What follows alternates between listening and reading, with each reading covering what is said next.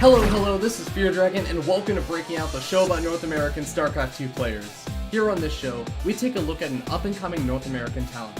Each week, we check out a new player to get a feel for their personality and their playstyle. On Thursday, we interview the player to find out more about who they are and why you should care about them. On Friday, we watch 3 of their games as we cover their playstyle in each of the 3 matchups. Saturday, we take a look at an awesome game they've played and relax with a little bit of fun as we recap the week and get an analysis of the games. Breaking Out will cover 8 players before it culminates into the Breakout Invitational. With a minimum prize pool of $1,000, we find out who is the most likely player to break out of the North American scene. But enough of that. Let's go ahead and jump right into it. Hope you guys enjoy the show. Game resumed. Hello, this is Fear Dragon, and welcome to Breaking Out, the show about North American StarCraft 2 players that you need to know about. Today on the show, we're going to be jumping into the Protoss versus Terran from the week of Prometheus Gaming's NaYa. Let's go ahead and jump into it as soon as we introduce my co-commentator, Boisterous SC2. How you doing today, man? I just realized why we restarted this cast. It has nothing to do with the fact that you did an audio check. It has to do with the fact that you messed up the intro last time. What? I have no idea what you're talking about. This is the first time you messed up the intro 3 minutes ago for your dragon. We definitely didn't get a minute and a half into this game and realize that there was no cheesy shenanigans going on just yet before restarting it. But let's go ahead and jump in and introduce the players as we spawn up here in the top right-hand corner of the map on top of the red Terran player representing Team Axiom. It is the Korean Terran Axiom's Ryung. And up here in the top left-hand corner, we have his opponent, the blue Protoss player, in the top left of Habitation Station. It is going to be Prometheus Gaming's NaYa. And NaYa is going to be the highlight player of the week. The final week of Breaking Out before we end up, I guess, preparing for the Breakout Invitational, which should be really exciting. But, I mean, this is going to be an intense Protoss versus Terran, because Ryung is kind of a badass, Boisterous. He's kind of a really good Korean player. He's pretty good. He's okay. I mean, I'm not going to blow it out of proportion. Yeah. I could be it. I'm pretty sure... I hate to bring this up, but there was a GSL game where Ryung kind of typed in the chat famously, like, Imba. That was against a Zerg player, right? No, that was against me, Fear Dragon. Oh, okay, but you're a Zerg player, so... Yeah. So it was technically, but he wasn't complaining about Zerg as a race, he was actually complaining about just me as a person. I'm Imba. I understand, yeah. Of course. Well, we did actually have already some interesting scouting coming out from Ryung, kind of going and checking for any kind of proxy gateways that could be down over by his natural expansion. At the same time, we even have NaYa kind of like planting some pylons to the side of his base, maybe to check for potential proxies that could be there later on. Just kind of safe play coming out from both these players. Yeah, most certainly. It looks like Ryung's going to be going for a low ground expand here. The Reaper's coming out, so he's going to get some nice scouting information in, and I kind of doubt NaYa's really going to be able to sneak anything. But we actually have a really fast Stalker coming in from NaYa. Yes, Stalker is going to be very helpful in dealing with things like the Reaper. I mean, the Chrono Boost especially is going to really crank out that Stalker nice and early on, and I think that he's maybe going to try and intercept that Reaper. The Zealot actually... Oh, the Zealot! I see what he was trying to do.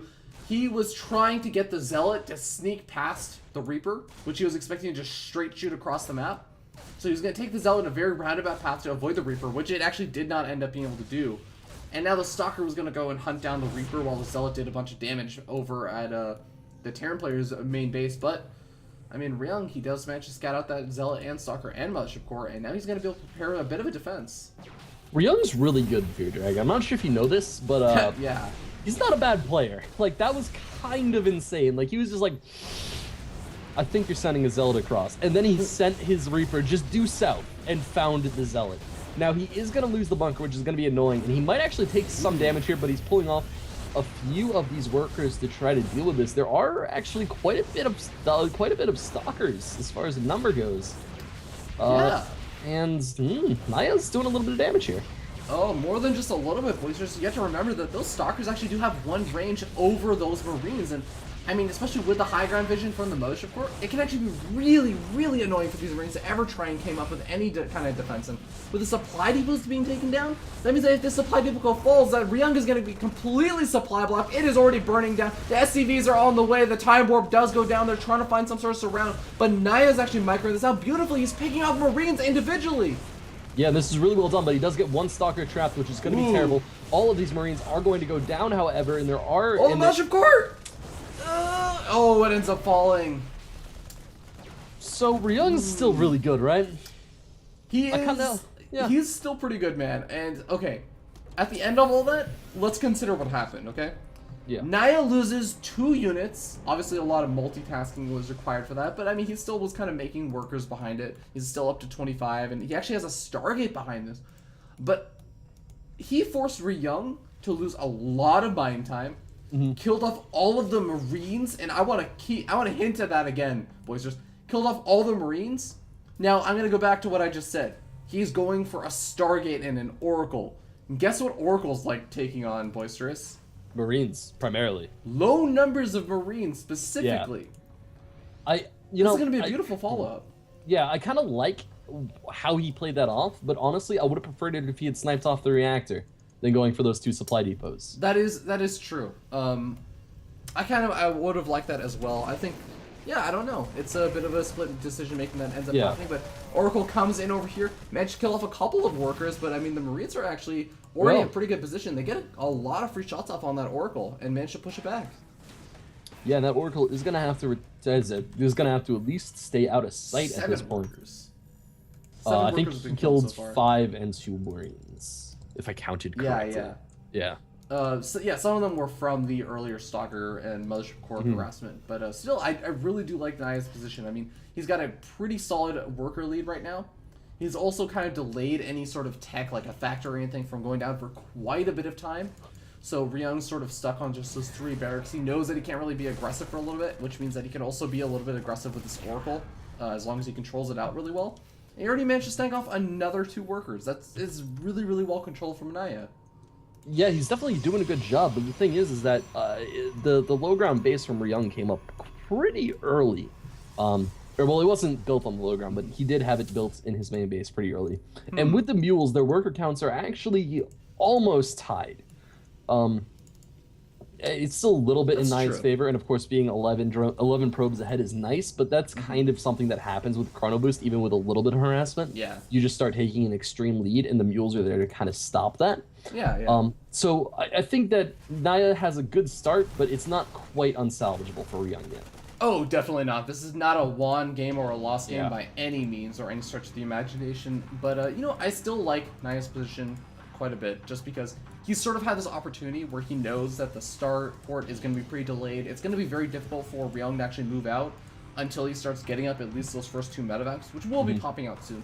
But I mean, behind this, NaYa has been continuing to harass, first of all, with this Oracle, but he's also been getting up a lot of tech. He's getting up a Forge with upgrades. He's gotten up Colossus tech, and he's already getting out his first Colossus, which will be out in time for any kind of push out. And he's getting up Blink. This is actually a really nice play from NaYa in terms of just getting as far ahead as possible with the time he has. Yeah, but now, I mean, we have Ryung moving out across the map. Combat Shield is on the way. He does have Stim currently, and the medevacs are going to be popping out now. And I don't know, Ryung might be able to do quite a bit here. There isn't a whole ton. It's not going to be easily defendable for NaYa here. He doesn't have the sentry count that makes it easily defendable. He has enough force fields to force field this ramp off once completely. Yeah, and force fields might not even be that helpful because he doesn't have that many gateway units, and the drop can just go straight over to the main base. Guess what? You don't need to actually deal with the force fields as a Terran player if you can just lift over them. Yeah, and now Ryung is going to be in this main base. He's going to be going right for the robotics facility. The robotics facility getting wrecked right now, and there it does go down. And he's just going to lift up and run. That was well played by Ryung.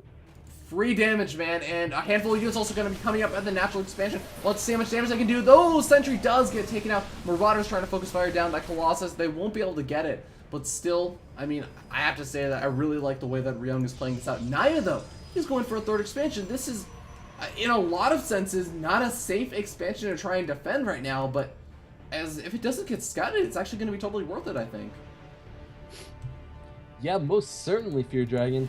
You kind of turned into a robot for a bit there, so I just want to make sure that I am not also a robot. I want to make sure that the assimilation. You are hasn't actually triggered. totally fine. So Okay. continue to tell us, what do you think is going to happen over here? Because Ryung still has a small number of units out on the map. Would you like to see him continue to put on this pressure? I think I would like to see him continue to put on the pressure. It looks like he's going to be coming in here and sniping off the Stargate. Possibly. It's going to be hard here. One of the medevacs actually goes down, and he's going to have to sacrifice all these units if he wants to keep going alive, but he loses everything. And Ryung, a little bit of wonder there. Yeah. Bangle. But he does bit. manage to come in and capitalize off that to be able to get a cancel on this third base at least. There's no way NaYa's going to save it. He gets a last-second cancel there. Very well played by NaYa, but it's still annoying nonetheless. Very much so. And, I mean, NaYa's actually, he's still doing a pretty good job, I would say, and the researching the blink is helping out a lot and be able to do things like pick off those medevacs or the blink up.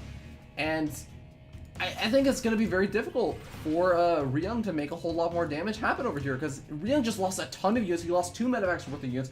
He also lost a handful of his units at the bottom side.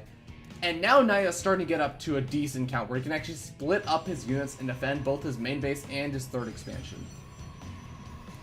Yeah, I'm trying to think. Like, both players are actually really even right now. Ryung's managed to take it back in a huge way, and that's even going to get better once he starts lifting off and going to that gold base. Like, it's going to help out a lot more, because I can't imagine that his third is going anywhere else. Oh, it is going somewhere else. Well, look at Ryung making me look silly, Fear Dragon. Silly all the way. I think he realizes that he has a much more mobile army, and Ryung is a kind of player that he loves to do these kind of like random harassments from all sorts of different angles. So he's the kind of player that's also going to want to play a little bit more of an evasive style than taking an expansion at the center of the map. It can be very, very vulnerable to those big, strong pushouts from a strong Protoss army that really wants to force out engagements. Yeah, it makes sense. I'm just a little bit upset that he made me look silly, Fear Dragon, to be quite perfectly honest. Well, you can't be too angry at a player like Ryung, right? Dude, I can't be mad at Ryung. Yeah, I can pretend he could snap your neck in StarCraft like anytime he wanted to. He could probably snap my neck in real life, dude. That guy's fingers, they're probably pretty strong. Oh my god, Prometheus must have like the strongest fingers. Dude, I know, right? They must be able to just like crush the windpipe hardcore. Bench press with your fingers. Want that. Huh? Bench press with your fingers. Dude, that would be hardcore. I can't even imagine that. Like, I wonder if any programmer can bench press like the bar with their fingers, even just the bar. Because like it would be hard to balance. I think is the main issue. But anyway, getting back to StarCraft. Well, yeah, we are going to be seeing a really cool push out from Ryung. The one thing about this push out that I am a little bit hesitant to see if it's going to work, or I'm a little bit hesitant to think it's going to work as well as maybe he would want to in a main engagement, is that NaYa still does have way better upgrades. In fact, he's finishing up 2-2, and Ryung is still a solid 100 or so seconds away from that. So I don't know about this push out from Ryung, but sniping off a warp prism with these Vikings, that is something that can definitely approve of. Yeah, I mean, we saw NaYa doing some insane drop harassment in the last game, so it'll be nice to have that kind of shut down by Ryung, and I really wouldn't expect anything less from a player like Ryung. We do have a few more barracks on the way for Ryung. It looks like he's just going to be going literally just straight bio in this game with a little bit of Viking coverage, which should be nice. I'm actually a little bit surprised he's going so heavy into Vikings, because he's going like really heavy into Vikings. He has 4 Viking production on the way right now. He's already at 7 on the field currently, going to be going up to 11. And if he doesn't swap back to medevacs after that, I would be very surprised, because he only has like 6 medevacs. Yeah, it is kind of interesting. He's also getting up actually 3 ghosts at a time. Ryung is just playing such a late game style. He's just like preparing for the maxed out army versus maxed out army battle that is inevitably going to be happening, because I mean they are basically both close to maxed out at least. I don't know. This is going to be very, very interesting, because I feel like NaYa has done fairly, or shown himself to be pretty strong in those kind of late game versus late game army engagements. He has pretty good control.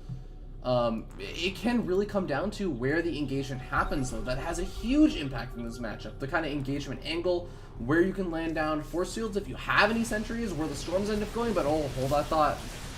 Yeah, we have a little bit of an engagement happening right here. I think that NaYa didn't really want to take that. His Colossi were way too far behind, especially his High Templars were behind. He very much just had a Zealot ball there to try to take that engagement, but he does back off without taking too much damage. Yeah, and actually Ryung has to back up It looks to like the bottom Ryung- right expansion. Yeah. Yeah, which might go down here, and it will be canceled by Ryung. These zealots are going to be annoying. That pylon literally in plain sight, but you know, it was a little bit further away than like the 50 yards that a SCB can see. Yeah, a little bit annoying, but you know, it does get cleaned up. And actually, another pylon may very well get found over here. Ryung doing a really nice job looking for those proxy pylons, but oh, NaYa, very clever with this pylon placement. Actually, I actually almost never have noticed this part of the map. This bottom part. Oh no, dude, it's like There's really just a pretty, random too. high ground. Yeah, it's like there to harass the base, I guess, but It's literally there to plant pylons up on the high ground so the Terran Yeah. players won't scout them out or third place. it looks like an upside down like dog. Oh man, It totally does. I don't It has see like it, but two little eyes. I will take and your then, like word big for it. circles Man. a nose or a mouth. Nope, And then, I like, will. he has two floppy ears on the side. I will take your word for it, but I don't know, man. NaYa's doing a really nice job. Look at how well spread out his army is. He's just ready for an army to walk through that center side, and oh, he's actually killing off a couple of his zealots to free up some supply. Yeah, and Ooh. that's not bad because he has a lot of zealots right now. He has just a lot of warp gates. Oh my god! Look at his main base. Oh, And how many warp gates is that? That is 8 plus 5 warp gates, 13. We could just hit the structures button, but we both like doing math live, Fear Dragon. We like to live life dangerously. That is seriously living life dangerously, man. People knock on, like, oh, it's not that bad to do math live. No, all right. It's Suddenly, bad to do math live because you can't mess up. Like if you mess up, people are gonna remember it forever. Yeah, exactly. But I have nothing else to say. That I just want to avoid the topic. Okay.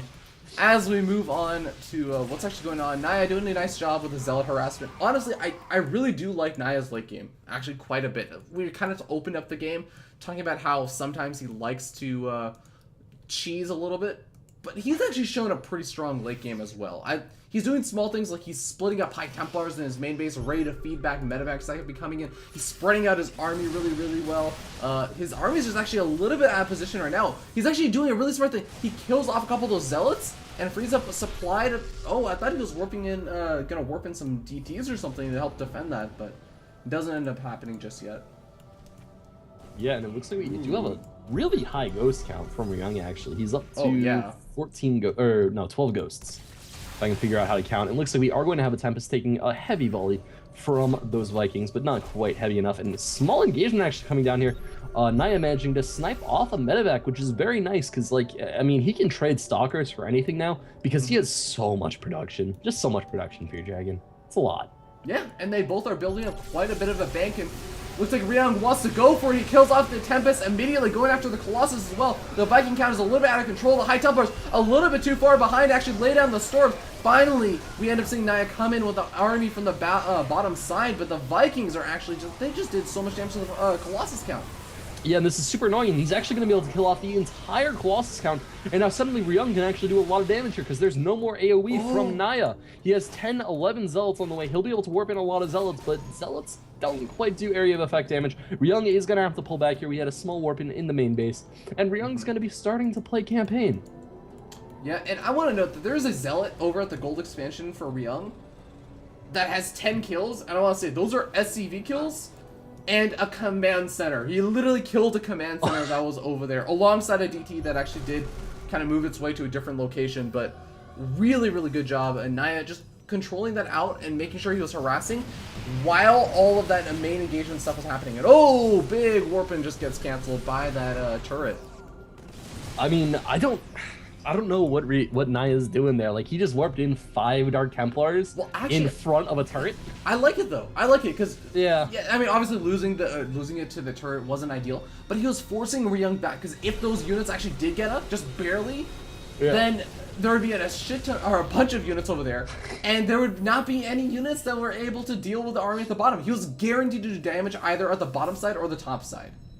Yeah, I guess. I mean, I think that Ryung overcommitted definitely to the defense of his main base. Yeah. But it looks like we are going to have NaYa around. That Colossus. Colossus literally just ran up like right outside the vision range of that planetary fortress. I was like, nah, it's fine. I'll attack with everybody else. He was like flipping people off everywhere. Just running past the Protoss army like, oh, I'm going Drive-by for it. middle finger. Exactly. Looks like we have NaYa continuing to do damage to his own army. I'm not quite sure if this is his plan. He's just not a fan of Zealots, man. Dude, he doesn't like him. Yeah. What I think he's actually doing is he's killing off the low health Zealots because he has such an enormous bank. Oh and he's my just God, replacing you might be right. You might be right, Fear Dragon, actually. That's kind of hilarious. But we do have one Zealot. He took a little bit of damage. That Zealot's gonna be scared now for his You have life. a scar on your face. You're no longer useful to me. Dude, NaYa's a cruel mistress. Indeed he is, but how cruel are his storms going to be? He is teasing at the engagement. He wants it really, really badly to happen over here, but the Ghost gets some great EMPs off on his army. Is he going to be ready for this? Oh man, Boisterous. The Viking count gets decimated. Yeah, those were amazing storms onto the Vikings. And I mean, NaYa, he did a good job there with the storms. But the issue is that, like, as soon as all the storms are done, it's like, oh, well, okay, my killing force is kind of over. Oh, because this army is just so scary from Ryung. And it looks like NaYa is going to be able to push back now. And finally, he got his buffer units in position correctly. He has enough Colossi, and he's able to do some damage here. Yeah, he does finally manage to push back his opponent, Ryung, from pressing his advantage a little bit too much further. But Ryung still has a very scary army. The thing is, Ryung lost a lot of ghosts during that engagement, and NaYa lost most of his High Templar, pretty much all of his High Templar, and took a lot of damage on his Colossus count. Even the Colossus he has alive are almost basically dead besides their shields. So yeah, it's actually a really kind of somewhat reset game. I want to, or like a situation in terms of their army counts. Yeah, and now, I mean, Ryung kind of has his sixth base position, I guess. Oh my God. A little bit in a safer position. He might be able to take it. He is taking the gold base, which I think is a little bit of a better play, because honestly, the gold base is easier to defend than this like crazy out of the way base. I think that's the thing, right? You expand to both sides of the map, and both of these players have not super mobile armies. They can do like some small things with like a handful of Zealots or like a couple of Marines and Marauders and a Medevac, but you kind of have to commit to defending the top or the bottom. But oh, hold that thought. We end up seeing that the army for Ryung is trying to come in over here to defend the bottom side, but the Viking count just isn't there anymore. Nope. I mean, he's producing 5 Vikings at a time, so the Viking count is going to be there soon, TM, but it's not there yet. He's going to need at least another production cycle or maybe 2 to get the Viking count to where it needs to be to fight this army. I hope it's not going to be soon, TM, because Blizzard time takes forever, man, and that might actually exceed the length of this game. It very well might. Listen, alright, they have a lot of people working on the Vikings, but it's just not ready yet, Fear Dragon, okay? It's just... They'll be there when it's ready. I mean... The balance on the wings, they're just not there. I mean, the ground army may not still be alive by that point, but, NaYa actually tossing out some nice compliments around. But anyway... Oh my God. We have an engagement looking like it's setting up to happen in the midfield here. NaYa moving forward. He does have 4 Colossi left, but they're all at extremely low health. His primary army is going to be these Tempests right now. Oh, NaYa's going to blink up to the gold expansion. Nah, he's just going to harass it. He sees the planetary. He's not going to go for the planetary. He's just going to be annoying with these... They're base trading. They're effectively base trading right now because NaYa's nowhere close to being in position to actually do anything over here. He's just going to kill off his gold expansion, but Ryung's still in the bottom left-hand expansions. I'm not... I don't know. I think Ryung might be able to kill this Nexus and then get back into position, but I'm not sure. I don't... Maybe not. He does have these SCVs working overtime repairing this planetary, and SCVs, the Tempests don't do a whole ton of damage, Fear Dragon. They tickle a little bit, and now we have the Stalkers blinking up, so they're finally able to do a little bit of damage, but at the same time, it's a planetary, so it's just going to kill all those Stalkers, and then, you know, they're going to go cry somewhere. Ooh. But it looks like we are going to have an engagement potentially happening here. 1 Tempest did fall. Yeah, and looks like, okay, High Templars did manage to stay back, and for the most part, most of them have enough energy for a storm. Even feedbacks, I think, would be pretty interesting over here with how high the energy is on all those medevacs. They've just been around for such a long time, but now we end up seeing here is going to be the final big engagement angle. Storms do go down, but not exactly in the best positions. Yeah, Ryung was really handling that storm control really well, but his ground army just is not big enough, even with the minimal amount of damage these Colossi are able to do before they go down. Actually, both players' ground armies are not that huge. It looks like NaYa has the slightly more prominent one, like one that might lead, plus the fact that all of his air support also works against ground units. Like, he doesn't have the pure Viking number. That doesn't help versus ground at all. And now, I mean, NaYa was in the lead as far as count goes, and I think Ryung's going to be able to hold this off. But at what cost, Fear Dragon? He lost a lot of his ghost count. NaYa, he looked like he might actually be able to turn this around. And actually, he might do it again as he comes in with another Zealot reinforcement. And these units from Ryung are really going to have to micro their heart out to try and take out these Zealots. These Zealots are sitting on 3-3 upgrades that honestly just scale a little bit better than the Bio Forces. Yeah. It's a really, really close engagement, but the Tempest is finally going to fall. It does end up falling. Yeah, but now we have this Zealot Warp in force. Oh my god. Continuing to happen for NaYa. There is the Widowline on the high ground for Ryung, finally. Wow. But we have both players. They're, you know, the awesome war game, is continuing on. They're poking each other's eyes out. And I don't know if Habitation Station's going to be able to come back after this. Fear Dragon, I don't know. Boysters, this is literally just like the two people from Dragon Ball Z. They're like bruised and battered, and they're still just like trying to like tear each other's faces off. And it's just like, how are you still? You've been fighting for 7 hours at this point. I know it hasn't been 7 hours in your world, but there have been 7 hours worth of content that I've been watching. Like, how are you still going? And amazingly enough, they're still kind of fighting with these very, very small armies, and they're both actually cost-effective in low numbers, which is the really interesting thing. I find it so hilarious how well that analogy works. For most StarCraft games, they're all like Dragon Ball Z, like story arcs, where like you have two guys fighting back and forth, and like one guy wins bout 1, and then one guy powers up and wins bout 2, then the other guy powers up and wins bout 3. It just goes back and forth forever. Oh my god. That is literally what we just saw. Yeah. And finally, these two players are going to be like, okay, it's time to go train. We'll fight on the 7th night of the 5th day after we train in the hyperbolic time chamber. And I actually don't think that there are any more hyperbolic time chambers to train at right now. The resources on this map are getting pretty thin. Yeah, dude, you gotta, you need a lot of minerals to make time machines. I mean, you can only enter it 3 times in your entire life. And I feel like both of these players have already used up well, actually, Ryung still has a pretty healthy gold expansion once he can actually start mining from it safely again, I mean. Yeah, pretty much. I mean, that's the real danger here, is that he can't mine from it. And at the same time, NaYa, his gold's running out, and as I said before, this 6th base, it's like untakeable for anyone. Or like unholdable for anyone. If anyone wants to get rid of your 6th base, they're gonna do it. Like, you just can't manage that much space. Yeah. It's the fact of managing the gold expansion and that like extra expansion on the bottom left-hand side. But oh, this expansion is getting focus fired down over here. Oh no, Ryung not actually target firing down the Nexus. Ends up losing all those units. Doesn't quite get that Nexus. Oh man, he's gonna want to Chrono Boost that Nexus like hard to try and make sure those shields regenerate. Oh, the Bangles, Fear Dragon, the Bangles. Ryung really should have just stayed on that Nexus. Like, you could see his thought process, and he was like, all right, I'm just going to snipe the Nexus. I'm going to pull my medevac back. I'm going to not lose that. But all these units will be able to kill off the Nexus fine. And then he forgot to target fire it. And as the army came down, like, it just didn't matter. He was controlling the army at the top side, because I think he was trying to force the army to the bottom side. And then once he saw it, he tried to move in for the top side, try and snap off that gold expansion. Yeah. But it didn't end up working out quite as well. I mean, he still got to a really nice position. I mean, look at these Widow Mines, how they're placed and everything. He has control of his own level watchtower. He's slowly starting to pick away at some of these probes. We may end up seeing a big engagement over here once again.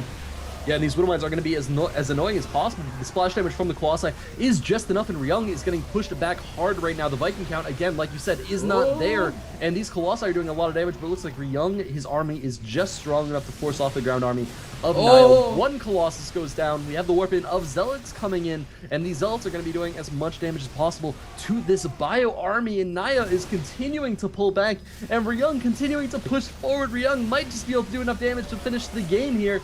But NaYa, he's just living. He's staying alive. He's staying alive. He's doing his best, but he doesn't have any energy on that high top where he just warped in. The probes being pulled off. The Marauders are just a little bit too tanky. There's also too many Medivacs with too much energy left over. It's making this army nigh unkillable. You might even say NaYa unkillable.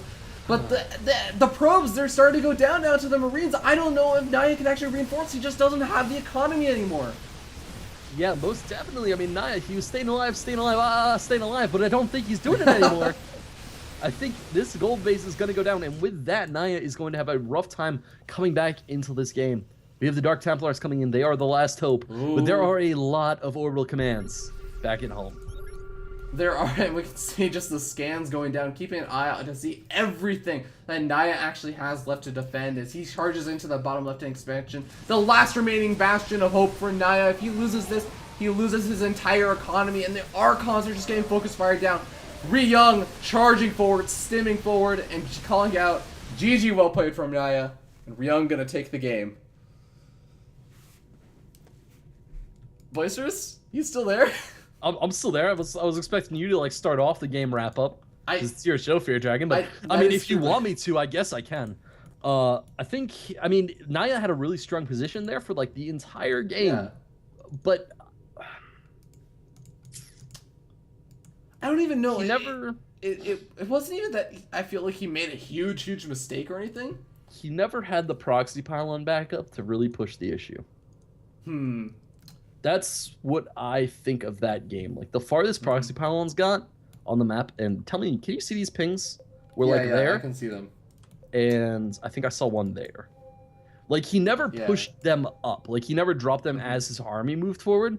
So his zealots always had to move a large amount of space to get to his opponent's base. Like he had the warp in potential, but he never had like the warp prism or the probe following his army dropping pylons to actually be able to finish the game against Ryung. Because at a lot of points, there were times where he killed off his opponent's entire Viking support. And that should be a death sentence. But his ground army just never managed to hit that critical focus where it could really be a death sentence. Yeah, I kind of see what you're saying. And I think it was like that and the combination of just how the map ended up playing out in the late game. Yeah. Where NaYa tried to take advantage of the fact that he could pull his opponent apart by doing like warp prism or like warp-ins of massive number of units over in the main base, and then trying to kill off these bottom side expansions. But Ryung just did a little bit of a better job, like constantly picking off that expansion. Like I think it was just down below his current bottom left-hand expansion on the low ground. He just kept picking that one off while also pushing up to the gold expansion with small groups of units, and NaYa just could not hold both of those expansions. He always constantly ended up losing one or the other. And eventually he just kind of fell a little bit too far behind, I think.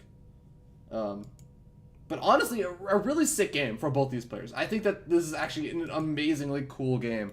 And, you know, we talked again about it before. NaYa, he has built up a bit of a reputation for himself. But after watching this game, he didn't keep up with Ryung through this, like, for 41 minutes of this game through sheer luck or anything, or because Ryung was making a bunch of mistakes and like really misplaying the series.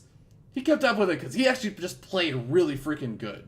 And that's something you just can't deny. But with that being said, that is going to put an end to this awesome Protoss versus Terran. This is actually not even the awesome game of the week, but it felt pretty awesome to me.